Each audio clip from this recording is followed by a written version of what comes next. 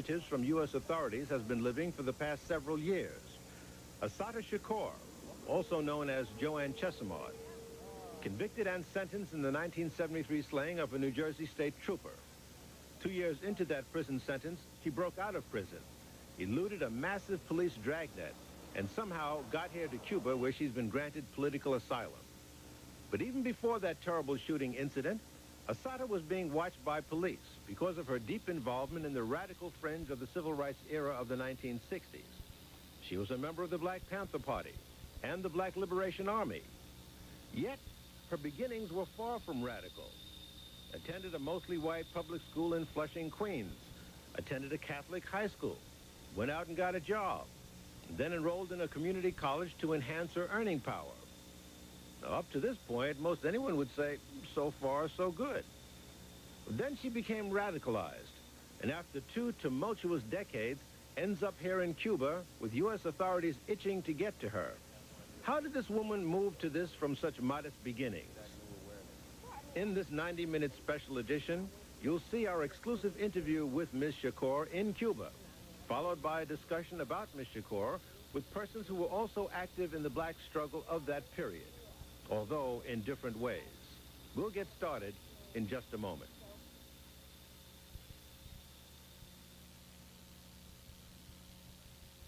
During our short stay in Havana.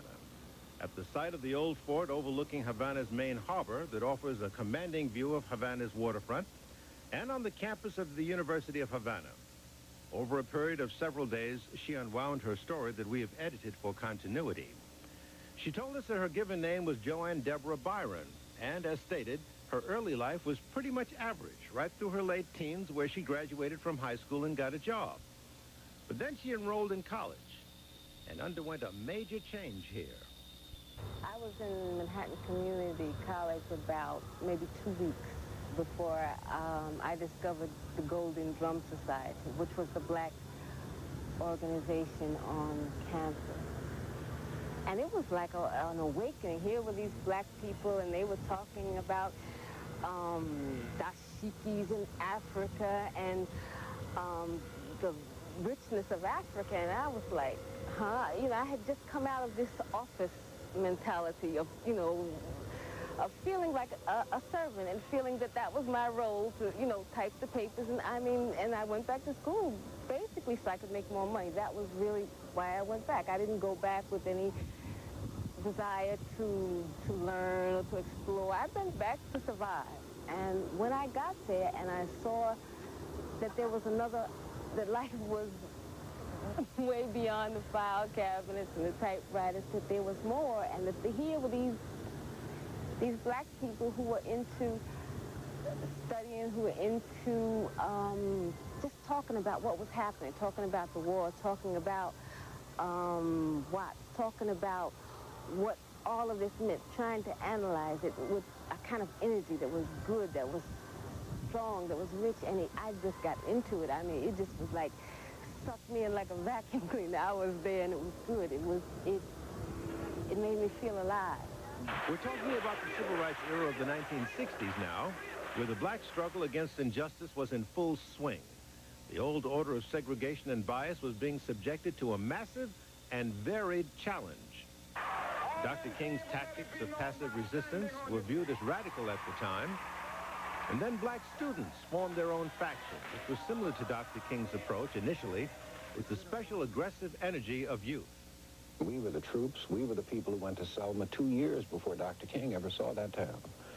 We were the people who went into rural Mississippi when the NAACP told us it was too dangerous, that you had to attack Mississippi from the outside, not from the inside. We were the people who, working for $10 a week, went all over the rural South in extremely dangerous circumstances, risking life and limb, going to jail, being beaten, harassed by policemen, not eating right, not having any clothes to wear. And I think, without trying to be too modest, that we were the glue that held all of this movement together. Dr. King was the articulator and the spokesman. The SCLC workers became the instant organizers, go into a town, spend a couple of weeks, stir up emotion and passion, bring in Dr. King, makes a speech, have a march, out the next day.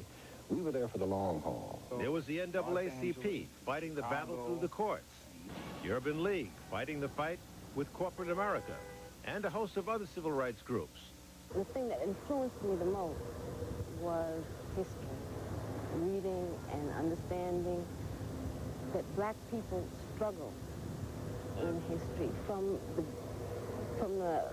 Africa all the way up to the time that I was living in. It was not a process where people were enslaved and went through that whole thing as victims, that our people had a long, rich, strong history, an intellectual history, a history of struggling from taking over slave ships to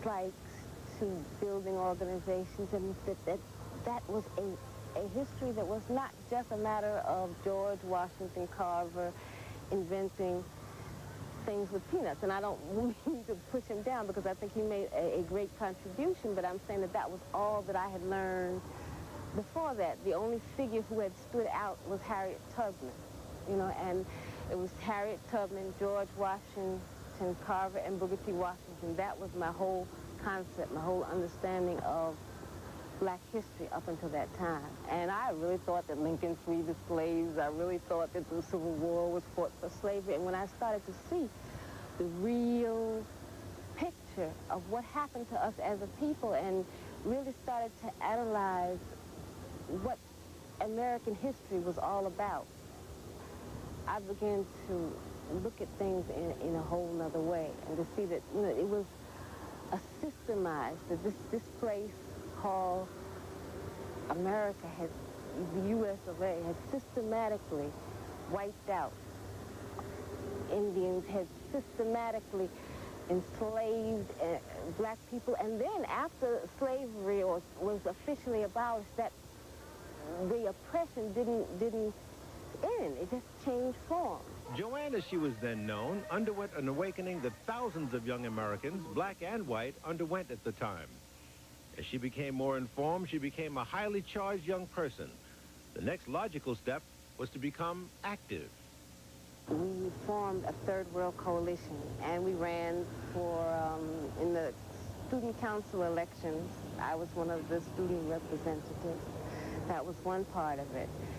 And then I started to be one, to just participate in demonstrations, whether anything. If it, you know, I mean, we would just get these groups, and if somebody's got a strike on 116th Street, and the whole pile of us would just go and we'd help the people that were on strike, or we'd and we supported all kinds of things, from construction workers who were struggling to break that racist structure. Fight back. Fight back. We did housing stuff. We participated in housing demonstrations and struggles around Morningside Heights. There were welfare strikes. There were, not strikes, but welfare movements and rallies. And there was the anti-war movement,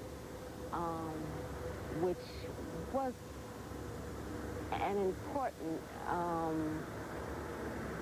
phase in my development, because I began to understand not just what was going on in the States as something that just stayed in the States, but that the kind of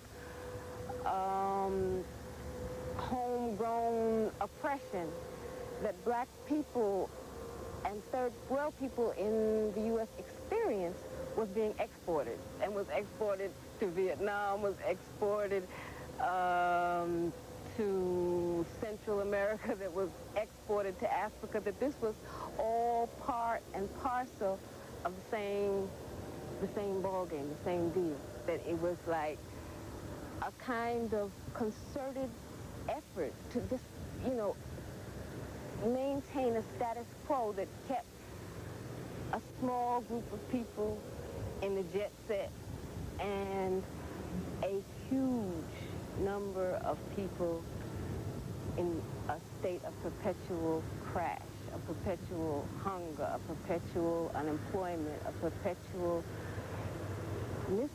And I don't say that I got all of that together at that time in one piece, but it started to really change my picture of the world. The student faction of the movement was now moving beyond desegregating lunch counters and public facilities. They were now challenging this nation's political process. For example, by attempting to include blacks in the Mississippi delegation to the Democratic National Convention in Atlantic City in 1964. Young people were challenging U.S. businesses operating in black areas. The challenge was to give jobs to blacks and ancillary business to blacks. Operation Breadbasket had heavy student involvement, and young Jesse Jackson headed up the Chicago chapter and began attracting media attention. We're militarily occupied by white police. The economic order is controlled by the whites. The chain stores, the private stores, we are colonized people. That's the real violence to us. By the time you see riots, which is considered violence in the streets, that is a reaction, that is a consequence to the causes of the deeper violence done upon our persons every day that we exist. Assata expanded her scope of activities in the civil rights movement beyond her campus affiliations. And at that time it was easy because there was so much activity going on. I mean, in the black community there was so much happening, you know, each day.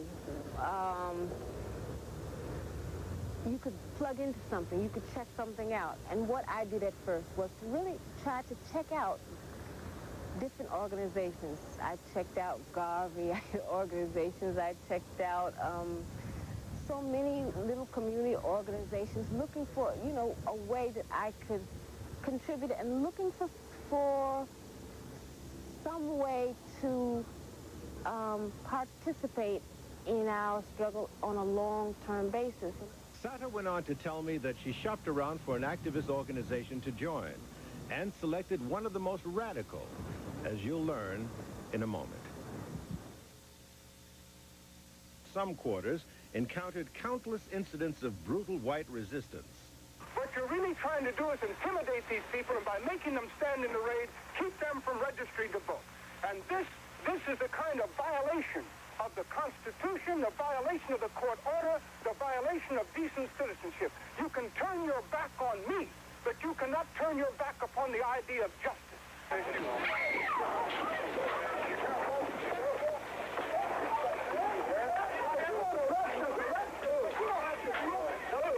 don't have to beat us. Get out of here. You don't have to beat us. Arrest us. Get out. Arrest us if we're wrong. Don't beat us.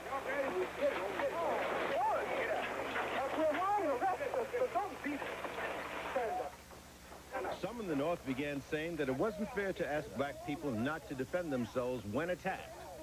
We are faced with a racialistic society, a society in which they are deceitful, deceptive, and the only way we can bring about a change is to talk the kind of language, speak the language that they understand. The racialist never understands a peaceful language. The racialist never understands the nonviolent language. The racialist, he's spoken his language to us for 400 years. We have been the victim of his brutality. We are the ones who face his dogs that tear the flesh from our limbs, only because we want to enforce the Supreme Court decision. We are the ones who have our skulls crushed, not by the Ku Klux Klan, but by policemen, only because we want to enforce what they call the Supreme Court decision. We are the ones upon whom water hoses are turned with pressure so hard that it rips the clothes from our backs. Not men, but the clothes from the backs of women and children. You've seen it yourself. Only because we want to enforce what they call the law. Well, anytime you live in a society supposedly based upon law, and it doesn't enforce its own law because the color of a man's skin happens to be wrong, then I say those people are justified to resort to any means necessary to bring about justice where the government can't give them justice. The struggle for inclusion of Mississippi blacks in the political process at the Democratic National Convention was rebuffed. And Mississippi police in many instances exacted heavy reprisals against some blacks who had engaged in that struggle. He said, "You are from rural." And he called me an awful name. And he said, "Get up, fatso, and we gonna make you wish you was dead." And I was led out of that cell into another cell where they had 2 black prisoners. The state highway patrolman gave the first black prisoner a blackjack, and it was loaded with some kind of metal. And he ordered me to lay down on my face. The state highway patrolman did. The prisoner asked him, said, "Do you want me to beat this woman with this?" And he told him, say, "You damn right. If you don't beat her, say, you know what we'll do for you." So the first prisoner, started beating. And I was really beaten because he had to do what they told him to do. From there, when we came back to Mississippi, SNCC had a staff meeting. It had to decide clearly. The organization was at a juncture. We certainly couldn't follow this because we couldn't come back to the people and tell them try again next 4 years to be seated in the Democratic Party. We certainly couldn't do that. We couldn't do that. So we had to find new approaches. There was only one. Organize the people into their own independent political party. Struggle for the right to vote, get the right to vote, coalesce the political power, use this political power to move to make economic gains for the people, fight against the Democratic Party. That was all. So while I went alone, I had the support of a lot of our brothers and sisters who took this position and recognized that inside of SNCC, some people were trying to make sure that the project was a failure. So we had to fight inside of SNCC against those who were trying to make it a failure. We had to fight against the Democratic Party, which did everything possible to sabotage it.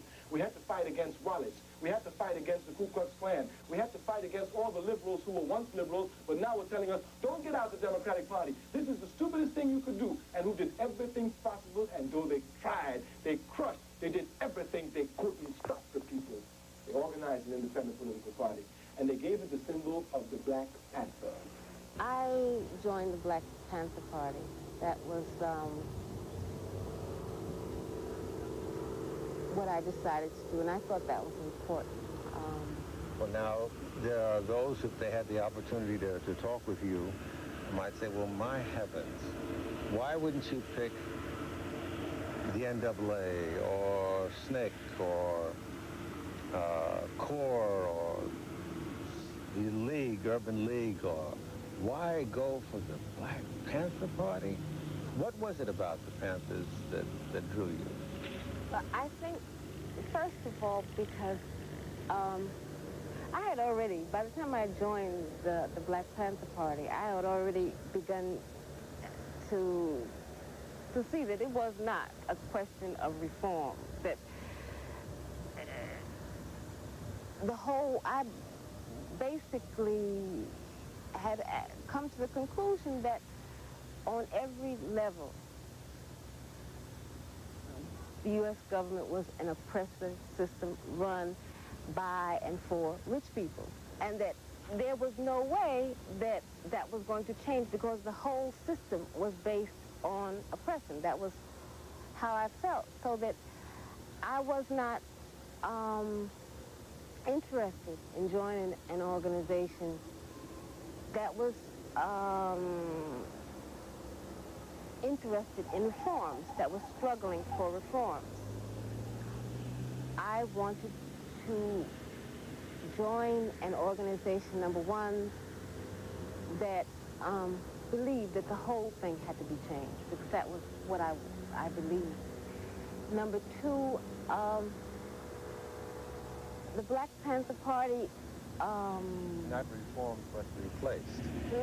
Yeah, that a complete change, which is a revolution, had to occur, that you could not be free under a system based on racism, based on oppression, based on capitalism, based on imperialism, that nobody in the world can reform a system like that.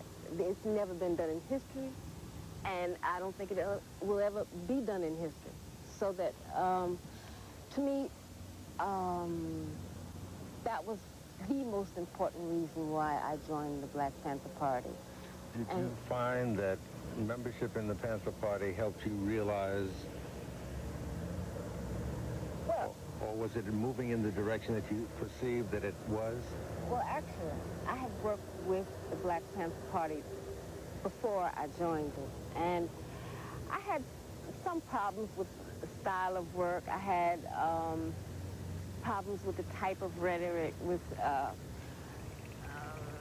kind of like macho, with you don't relate to the Black Panther Party style. Well, you know, I mean, it was that kind of thing, and I really liked another kind of style. Although I like a respectful, quiet way of relating to our people, of explaining things, and I didn't like that style, and I thought that sometimes it conspired against things that we were doing, and that I felt that that kind of, I guess, arrogant, macho kind of style was not good for day-to-day organizing in the black community. But at the same time, some events happened that made me really feel that, number one, the party, or any party, was as strong as the people that are in it, and that I felt that even though I had different problems with different things, that essentially I agreed with the 10-point program and platform. Better housing, better education, a better dispensation of justice, better medical attention. We wanted black men to be exempted from the draft, military service in the war in Indochina. We wanted an end to the exploitation of the black community by white capitalists. Later on, we just said capitalists, right? We wanted an end to police brutality and the murder of black people by the police. That was point number 7. It turned out that we really didn't have time for anything but point number 7, because once we implemented that particular point by patrolling the community, and when the cops would come in their cars, and we would get behind them in our cars, and we would be armed, and when they stopped someone, we'd stop and get out of our car, and the law said that you had to stand 10 feet away, and we would stand 10 feet away, and if the cops got our line, then we got our line, and if they started shooting, then we started shooting. Because we didn't feel that there was any more room for playing around with the situation.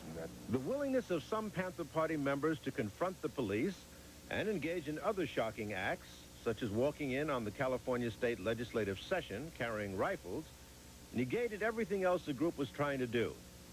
The Panthers were kept under police surveillance, and members like Assata Shakur found it increasingly difficult to conduct their other community programs. Strange things began to happen around me that I couldn't put my hand on, I couldn't touch, you know. Like? Well, so many strange things would happen. We would get strange phone calls, strange packages, strange people would come into the office and have nervous breakdowns. I mean, it was one thing after another.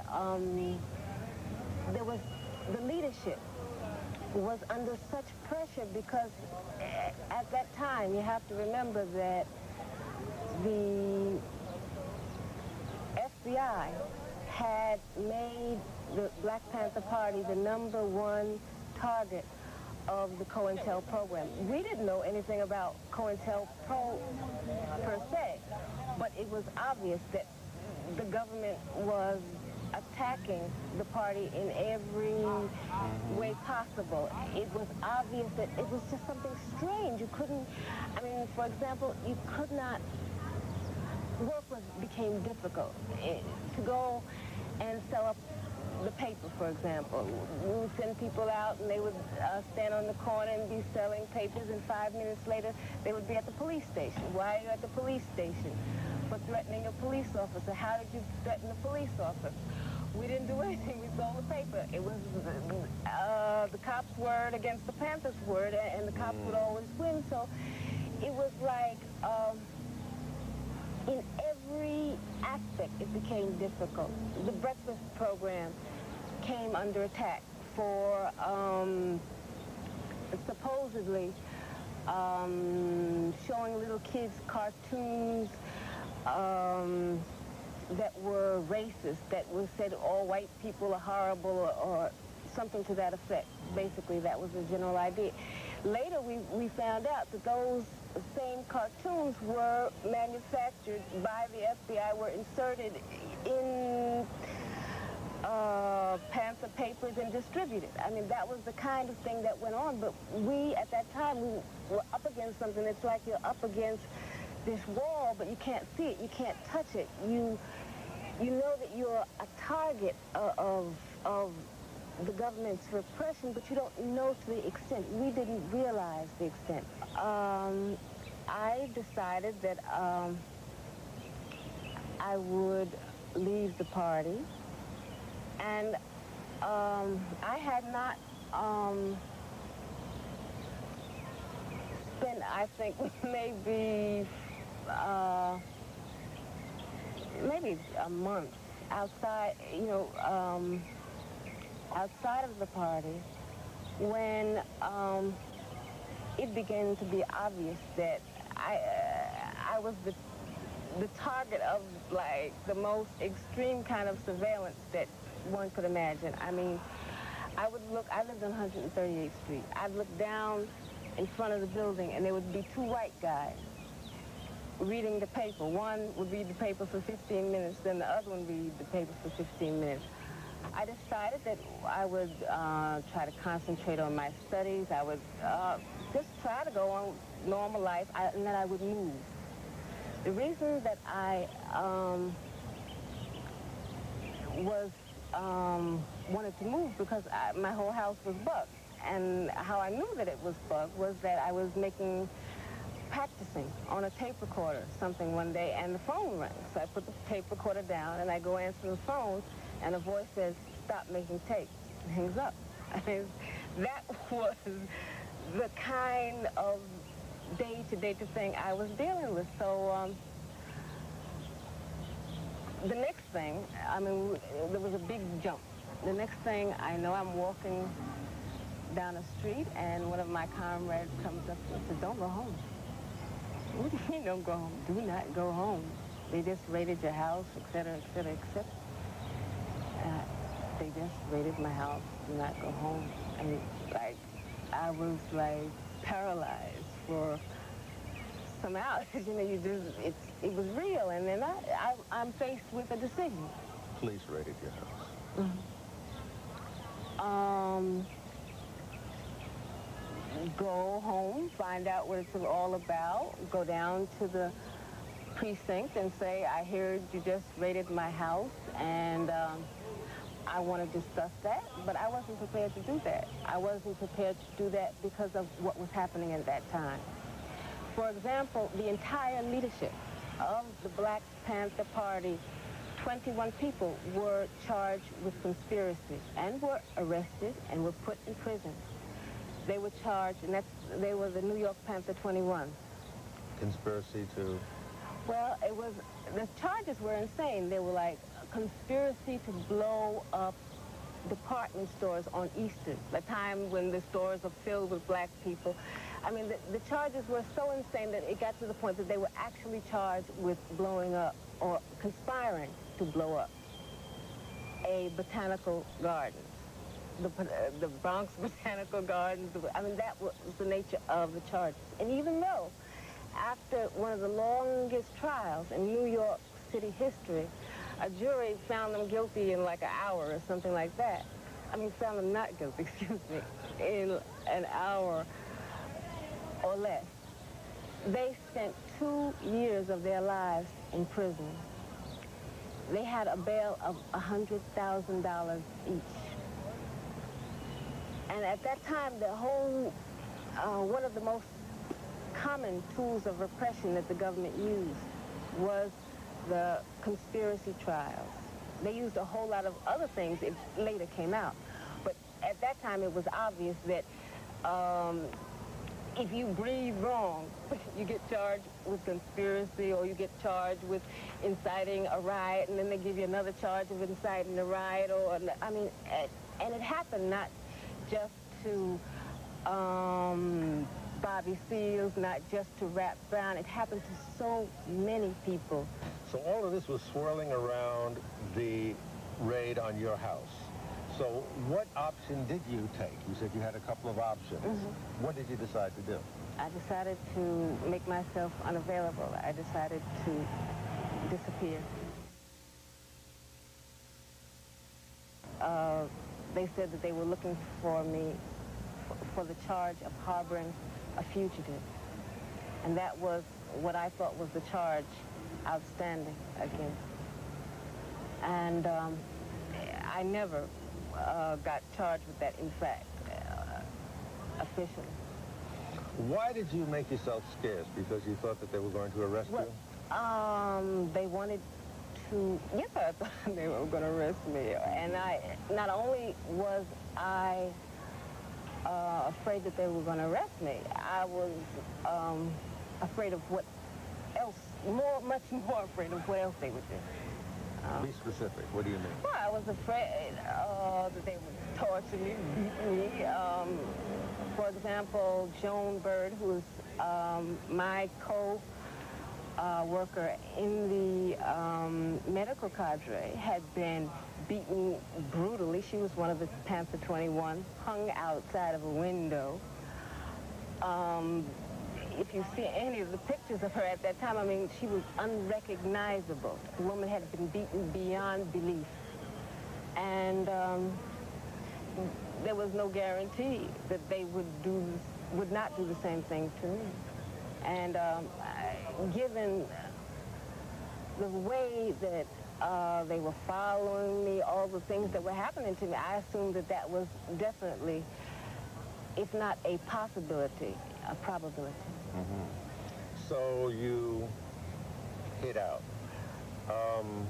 When was this? This was in 71. I believe that this happened in about the end of 71. You changed your appearance? Somewhat, yeah. Mm-hmm. You left town or you stayed in town? Okay, no comment. No comment. Right. How long did this continue? Well, this continued for about 2 years. And was a warrant issued for your arrest? Well, let me tell you, what started to happen was that the government became more and more and more desperate in terms of their search for me. I think that they were under the impression that I had this wealth of information that they could beat out of me or torture out of me. What they did was they started a campaign to try me in the newspapers. And they set up a scenario which gave me very little possibility of remaining alive for much time. What they did, they began to charge me with everything and anything that any woman in the New York area was involved in. They began to charge me for things that only men had been involved in.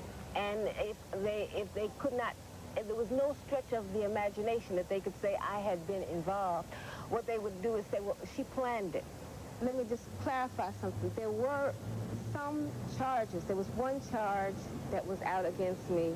I was accused of, in 1971, there was a charge of attempted robbery that was out against me.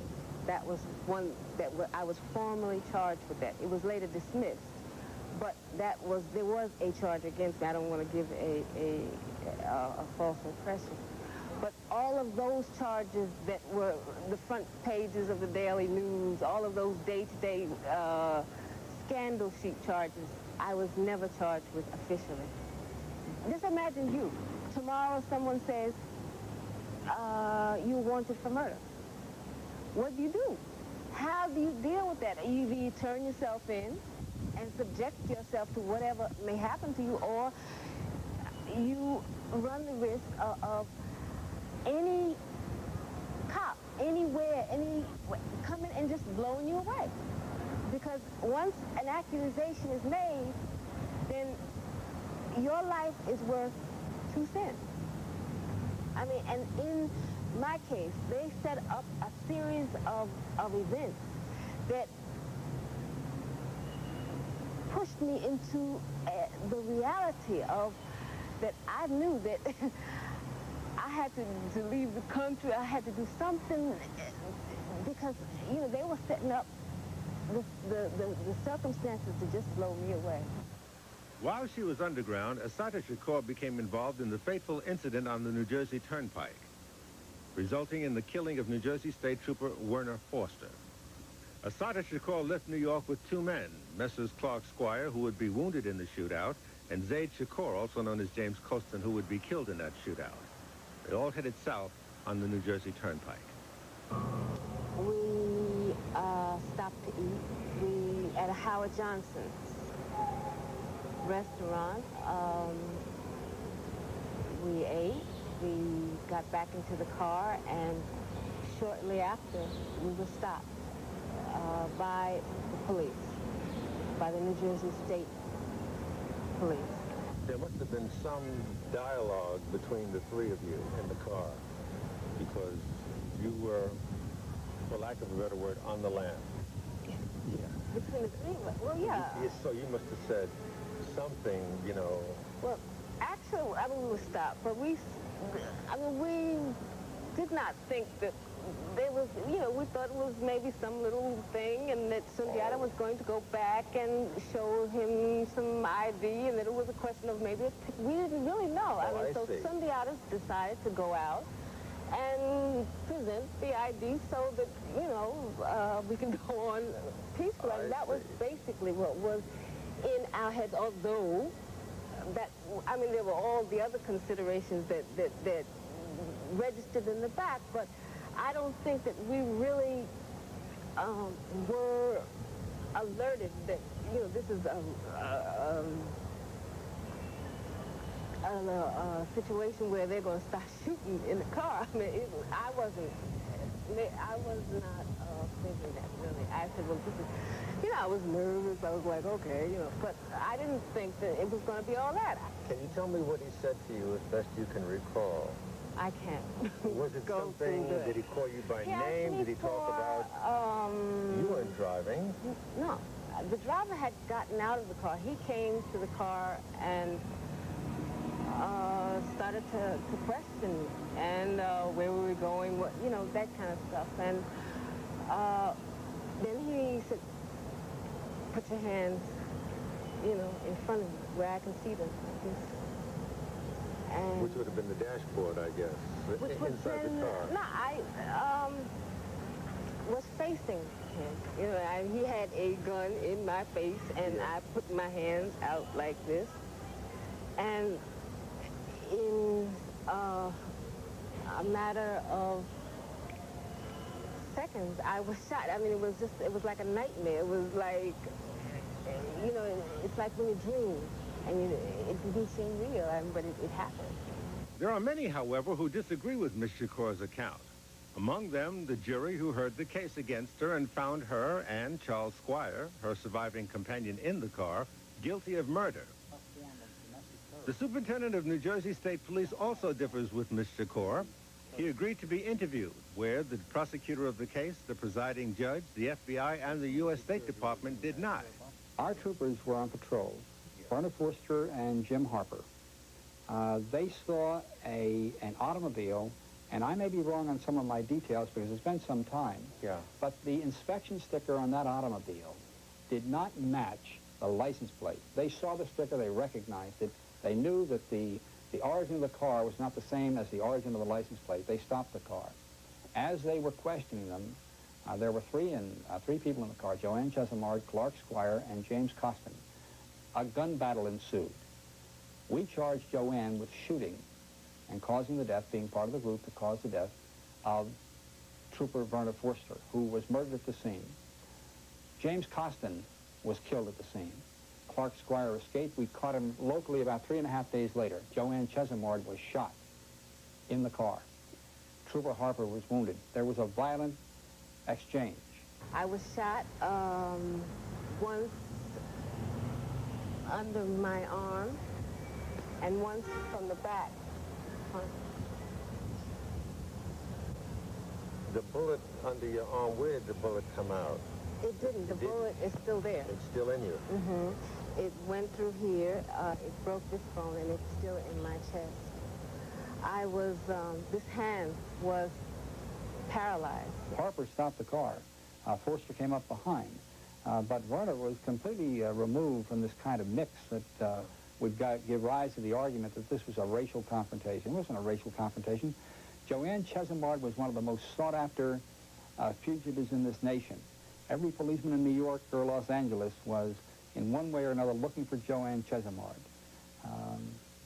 And now I'm convinced they were doing their job and doing their job properly. The first week was the most difficult week. I mean, if you can imagine what they did when they found out who I was. They wanted information. They thought I had it. And they did everything that they could to get it out of me, to, you know, they didn't just beat me any old kind of way. I mean, they had a constraint. That was probably what saved my life. And it was what was taking place was in a hospital. They took me to a suite of a hospital. It was the Johnson & Johnson suite. Is where executives go. And in order to get into the hospital room, you had to go into a living room, which was attached next door, so they controlled who came in, who didn't. And I was accused of killing a state trooper, and state troopers for 2 weeks guarded me, quote unquote. And you can imagine. You know, they did everything they could. Every day was going to be my last day on earth. When they get next to the bed, and they cuffed me to the bed, and the cuffs were sticking in my legs until, you know, they started to swell. You know, where does it hurt?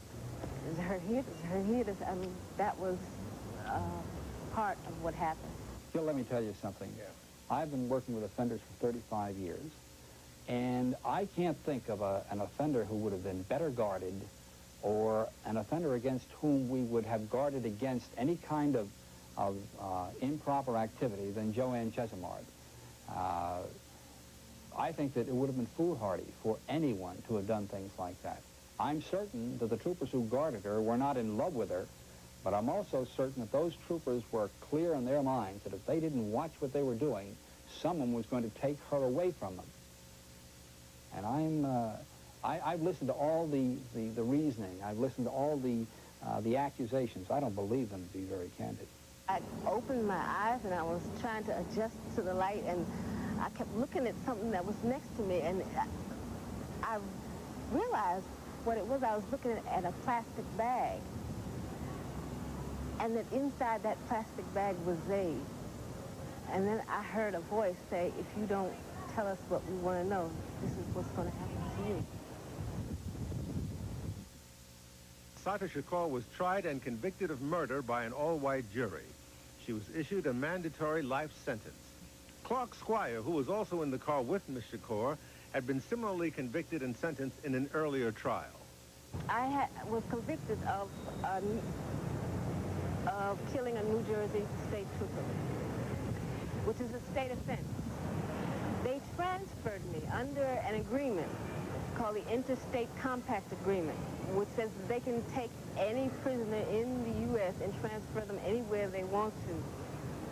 So they transferred me to a prison in Alderson, West Virginia, which is the federal prison for women.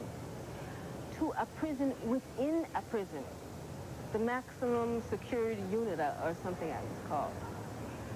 In that prison, I found that it was the exact opposite of all the experiences that I had seen in prison. In my whole time in prison, most of the women are black or Puerto Rican. The only black woman in the maximum security prison at Alderson, West Virginia. In a prison with the Aryan Sisterhood, about 11 or 12 members, people who wore swastikas on their jeans, who took pictures in giving the Hitler salute. I was in prison with them and with the Manson family. Women, they call themselves Red and Blue. One was Squeaky Frome and the other one was Sandra Good. And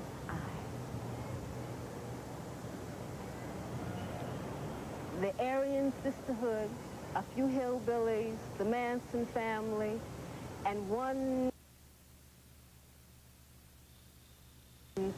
other woman who, Rita Brown, who was not she was a revolutionary woman, but white. That was where I was put. Who threatened you against you? Oh, of course. She wasn't being set up. She was setting up. She wanted to come back to a Jersey jail that she could get out of. That's what she wanted to do. And she did it very skillfully. Is it true, what she claims, that she was incarcerated with the woman who shot Gerald Ford, some Manson women, and some female white Nazis or something I'm like not sure about the others, but she certainly was incarcerated with, was it Streaky Frome? Some name such as that, who tried to assassinate President Ford. But it doesn't make any difference, does it?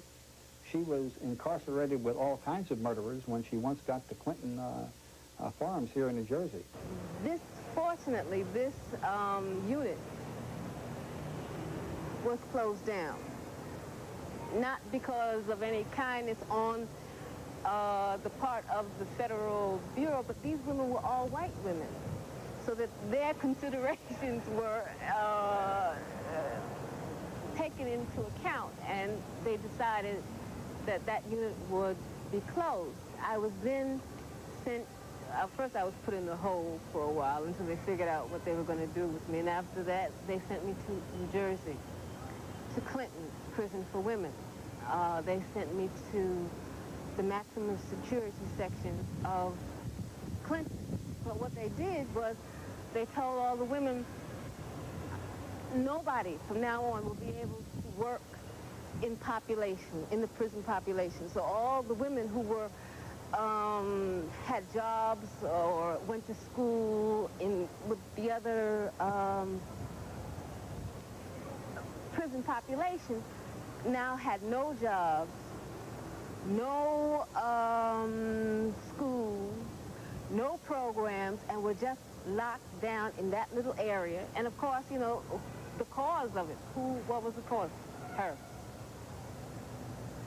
They moved women out of that area who they thought might be somewhat sympathetic and flooded the area with women who were notorious rats for the prison administration. So I'm looking at all this, and I said, well, I think that they're going to try to kill me, you know, and the prison was constantly instigating things, you know, well, if it wasn't for her, you know. So I decided. You decided? Yeah, it was time. It was time? To escape. To try to escape, and that's what I did. When she was sent to Clinton, we knew that at some point in time she'd be rescued, and she was. It happened on November 2nd, 1979. Ms. Shakur broke out of the maximum security facility for women in Clinton, New Jersey. And I say it wasn't an escape, it was a rescue, because people came in from the outside, assaulted that facility, and took her out. They took her from there to East Orange, We know that from East Orange, she eventually found her way to Pittsburgh, Pennsylvania, and/or went out of the country and came back to Pittsburgh. I'm not quite sure. But if you are to listen to the testimony of James Costin, who was a witness, a cooperating witness in the Nyack trial, he put her on an airplane in an airport, probably JFK, and she was bound somewhere for the Mediterranean. I escaped. It was a clean escape. No one was hurt. I planned it as well as I could plan it, and that's all I got to say about it.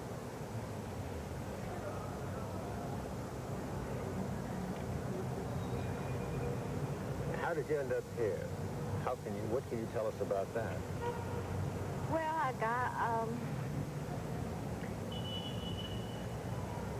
I wanted to find somewhere where I would have a chance to be with my daughter, where I would have a chance to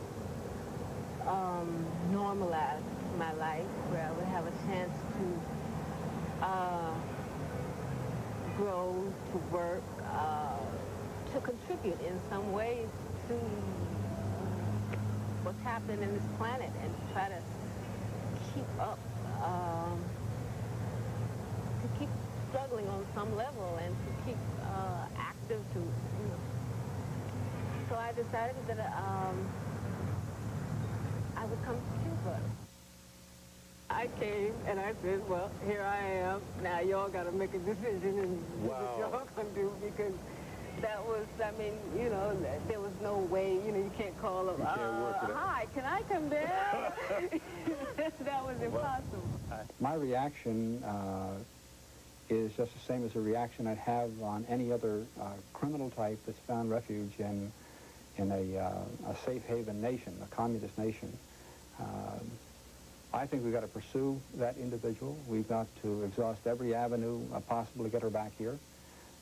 She has been tried under our system of murdering a member of the New Jersey State Police who was in the performance of his duties, and she deserves to be incarcerated and to pay the penalty. You ever think you'll come back to the States? I think that will be difficult at this time. Ms. Shakur attends the university in Havana and says that she will continue her activism. She's written a book that was recently published in the U.S., much to the consternation of some. I think that it's offensive that a fugitive of this type, who really pledged, whether she meant it or not, or could have accomplished it or not, to overthrow the government in the United States by violent means. I think it's offensive to see that she's accessing the capitalist system that she has downtrodden, writing a book to profit from sales or something like this. So yeah, I'm offended by it. I think that if anything, the people of this nation ought to take that book and leave it right on the bookshelf. Further, Colonel Pagano has written Fidel Castro requesting Ms. Shakur's extradition. While Assata Shakur pursues her life in Cuba, some in the U.S. are outraged about a number of points involving her case. Namely, her political posture, her role in the shootout in the New Jersey Turnpike that cost a state trooper his life, her escape from prison and clean getaway, and currently residing in political asylum in a nation greatly disliked by the Reagan administration. Regrettably, neither the U.S. State Department or the FBI would grant, like it is, any interviews. On the other side of the coin, many of both races in the United States rejoice at her having escaped to Cuba, feeling that she was set upon by U.S. authorities for her political views.